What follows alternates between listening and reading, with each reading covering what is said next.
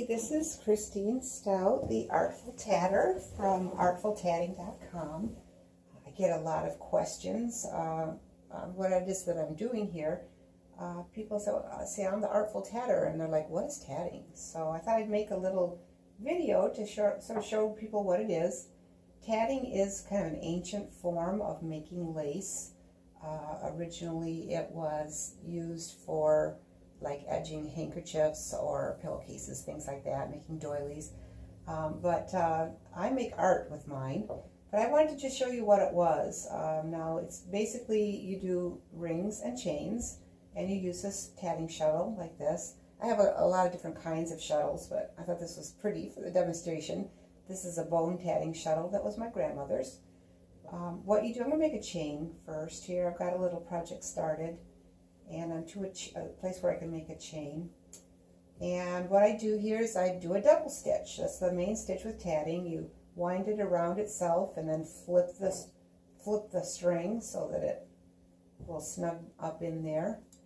And the second half of the stitch. So actually, if you're a macrameer, it's kind of a lark's head and a reverse lark's head.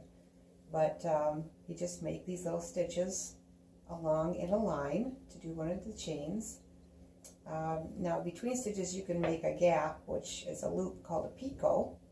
I'll make one of those, and you slide it up there and you have this little loop that makes it more lacy looking. And I'm just going to do 3 double stitches with the picot and 3 more double stitches, and that is a chain of double stitches. Okay, and now I'll make a ring and I'll attach it to the picot on this one, like these two are attached. You reverse your work and you wrap the thread around your hand. And instead of going in a line now, we're going to go in a circle. You do the same stitch though, first half, second half, and you have this little double stitch on this ring, and it slides. You can slide it up and down this ring. So you know you've done the stitch right if you slid it up and down there and it works. This is not really a how-to video. It's basically a what is it video. People ask me what is tatting, and I've made how-to videos also, so you can check that out on my YouTube channel. But for right now, I'll just show you what this is. Now I've attached it through the picot there, and it still slides up and down. So I've attached my ring that I'm making to the previous ring. And that's really what tatting is. You just have a series of rings and chains, and you do them in patterns. You can actually buy tatting patterns, although I just really like to make up my own patterns. Sometimes I'll do a pattern from somebody else, but I've had lots of fun making up my own designs. And those are the patterns that I have for sale on my Etsy page. And then when you get the ring all made, you can see that you've got all this string left over, and you just hang on to the stitches and close the ring. You just pull it closed, and there you go. You have a new ring. And you keep going around. You can kind of see how this is going to be like a little edging or something like that. But I just added another chain and a ring there, and that's what tatting is. I thought I'd show you some of the projects that I've been working on so you can see what I make.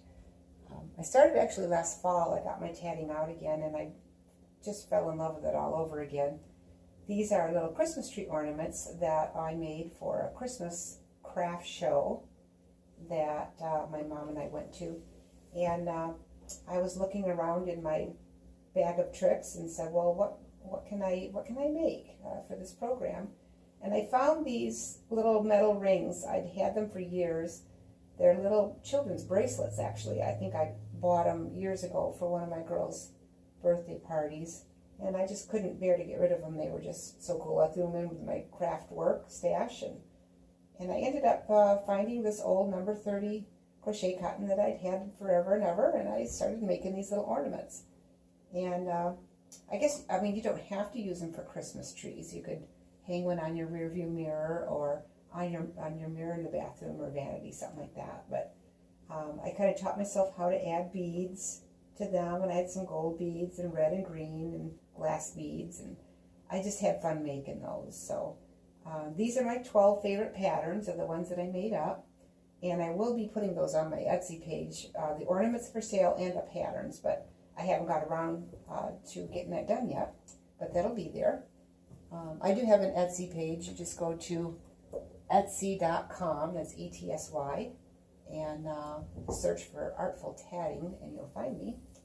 But I thought if I could make those larger, or the smaller rings, why couldn't I make something larger? So I came up with some patterns for sun catchers, or dream catchers, whatever you want to call them. And these patterns I've got all done and finished, and they're on my Etsy page. This is a 5-inch metal ring you can get at any craft store. And I've used number 30 crochet cotton and some little pearl beads. Don't worry, they're not real pearls. I call this one Snowflake because it ended up with a little snowflake design in the middle.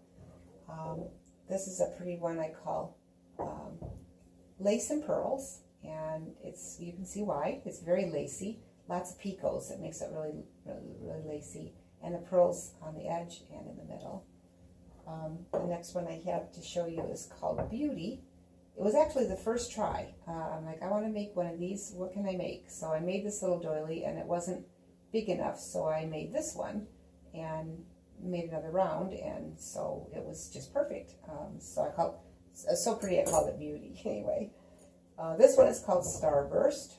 I got the idea from a doily pattern that I made years and years ago, and I made 5 of these little circles in the pattern, and put the beads in there and everything as I was making it, and I ended up with 5 of them, so I thought it was a pretty star. But then later I decided to revamp the pattern, and I came up with a 6-pointed star. It looks more like a snowflake, and I used fewer and smaller ones in here, and the 6 fit great. But when I strung it on here, they were kind of pointed, so I added this extra little string art here and a little extra ring to hold it together, and it kind of opened those pretty rings out. And this one I call it Blizzard. I thought Blizzard was I already have snowflakes. So this one's called Lucky Sevens because I got 21 here and 14 there and 7 there. I was a math major. And this is one of my favorites too. It's called Water Lily. So, but all of those patterns and the snow catchers themselves, I make them to order, and they're on my Etsy page. And then I thought, I could even make something larger. And I went looking for larger rings, and I found these. These are forms for wreaths. And I'm like, wow, that's perfect. So I thought I could use a yarn. And I have this larger tatting shuttle that I bought years and years ago that you can use for yarn. You wouldn't be able to use a smaller shuttle like this. It would you'd be tying on every 2 or 3 rings. But you can get a long way with this. And so I decided, no, this looks really great against a light colored wall. It's harder to see here on this dark background, but I still have to finish the edges. It's not done yet, but and I'm also working on this one. This one, I actually thought it was going to be the same size ring, and I didn't measure first, and it's a little bit bigger than the black one, but this one I decided to get fancier with and more lacy, and this is a tatted daisy pattern that I had in an old book, and so I decided to see if it would fit around this ring. And now when you do the inside and you string it, you use the string art to pull it together, and it will open those right up, and you'll see the finished product if I ever get it done, which I will. I love to work on stuff like this. But those are the main projects that I'm working on, and I hope that you'll keep following my page.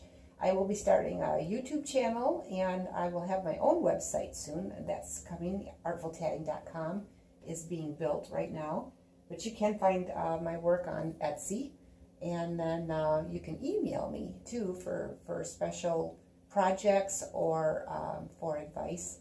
You can email me at theartfultatter@gmail.com. So now you know what tatting is, and you've learned something new today.